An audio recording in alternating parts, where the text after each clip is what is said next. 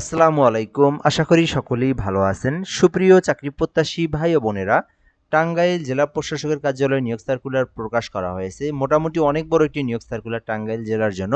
যেখানে দেখতে পারতেছেন কম্পিউটার পোস্টে রয়েছে ২৬টি পদ। এছাড়াও নিরাপত্তা প্রহরীতে ১৬টি পদ রয়েছে। পরিচ্ছন্নতা কর্মীতে ৪টি পদ রয়েছে। এছাড়াও এখানে বেয়ারার পদ রয়েছে। এরপর নিরাপত্তা প্রহরী, পরিচ্ছন্নতা কর্মী পদ রয়েছে। আজকের এই ভিডিওর মাধ্যমে এই নিয়োগ সার্কুলার নিয়ে বিস্তারিত আলোচনা করব এবং কিভাবে আবেদনটি করতে হয় সেই বিষয় নিয়ে আপনাদেরকে জানিয়ে দেব।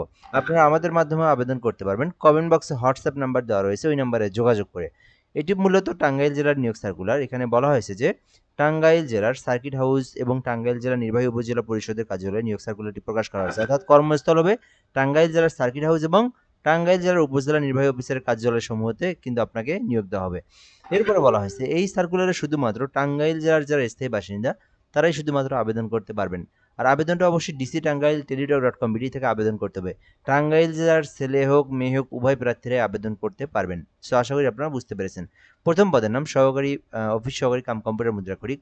২৬টি পদ রয়েছে। যারা অনার্স পাস অথবা ডিগ্রি পাস করেছেন, দুঃখিত, শুধুমাত্র উচ্চ মাধ্যমিক ১৬ গ্রেড, জাস্ট উচ্চ মাধ্যমিক এইচএসসি পাস করে আবেদন করা যাবে। অফিস সহকারী কাম কম্পিউটার মুদ্রাক্ষরিক জাস্ট এইচএসসি পাস করলে আবেদন করা যাবে। কম্পিউটার টাইপিং জানা থাকলে আবেদন করা যাবে। আলাদা কোনো কিছু আর জানার প্রয়োজন নাই। মোটামুটি অনেক বড় একটি পদ। এই সার্কুলারের মধ্যে সবথেকে এটি কিন্তু বড় পদ। ১৬ গ্রেড অফিস সহকারী কাম কম্পিউটার মুদ্রাক্ষরিক পদের নাম। সো যারা মিনিমাম এইচএসসি পাস করেছেন আপনারা এটাতে আবেদন করবেন। এরপরে রয়েছে নিরাপত্তা প্রহরী, ১৬টি পদ রয়েছে।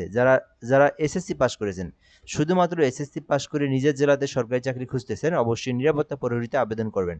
এরপরে রয়েছে পরিচ্ছন্নতা কর্মী, ৮ম শ্রেণীতে আবেদন করতে পারবেন। মালি পদ রয়েছে, ৮ম শ্রেণী পদে আবেদন করতে পারবেন। বেয়ারার পদ রয়েছে ৬টি, যেখানে শুধুমাত্র এসএসসি পাস করে আবেদন করা যাবে। এছাড়াও এখানে রয়েছে নিরাপত্তা প্রহরী, ১টি পদ রয়েছে ২০ গ্রেডের, শুধু এসএসসি পাস করে আবেদন করা যাবে। আবার পরিচ্ছন্নতা কর্মী ৪টি পদ রয়েছে, ৮ম শ্রেণী পাস করে আবেদন করা যাবে। মোটামুটি অনেকগুলো পদের সংখ্যা রয়েছে। আপনার শিক্ষাগত যোগ্যতা ৮ম অথবা এসএসসি অথবা এইচএসসি যেটাই হোক, সে অনুযায়ী আপনি যে পোস্টে ইচ্ছা আবেদন করতে পারবেন। সো এখন বিষয় হচ্ছে কীভাবে আবেদনটি করতে হয় এবং আবেদন সংক্রান্ত বিষয়গুলো। সো আবেদন করতে অবশ্যই টাঙ্গাইল জেলার স্থায়ী বাসিন্দা হতে হবে এবং ১৮ হতে ৩২ বছর পর্যন্ত আপনার সময়সীমা, আপনার বয়স থাকতে হবে, তাহলে আবেদন করা যাবে। আর আবেদনের প্রসেসটা এখানে দেখা দিচ্ছি আর সময়সীমা। বর্তমানে আবেদনটা চলমান রয়েছে। ১৮ তারিখ পর্যন্ত আবেদন করা যাবে, অর্থাৎ এই মাসের আগস্ট মাসের ১৮ তারিখ পর্যন্ত আবেদনের সময় রয়েছে। কিভাবে আবেদন করবেন? এই যে আবেদনের জন্য যে লিঙ্কটা দেখতে পারতেছেন, আপনাকে মূলত এই লিঙ্কটাতে প্রবেশ করে আবেদন করতে হবে। এই লিঙ্কটা লিখে যেকোনো ব্রাউজারে সার্চ করলে আবেদনের এই ফর্মটা পেয়ে যাবেন। এখান থেকে ফর্মটা পূরণ করে আবেদন করতে হবে। আর অনেকেই আবেদন আমাদের মাধ্যমে করে নিতে চান, তাদের জন্য হোয়াটসঅ্যাপ নাম্বার দেওয়া রয়েছে। এই নাম্বারে যোগাযোগ করে বাংলাদেশের যেকোনো সরকারি চাকরির আবেদন নির্ভুলভাবে ঘরে বসে থেকে আমাদের মাধ্যমেই করে নিতে পারবেন।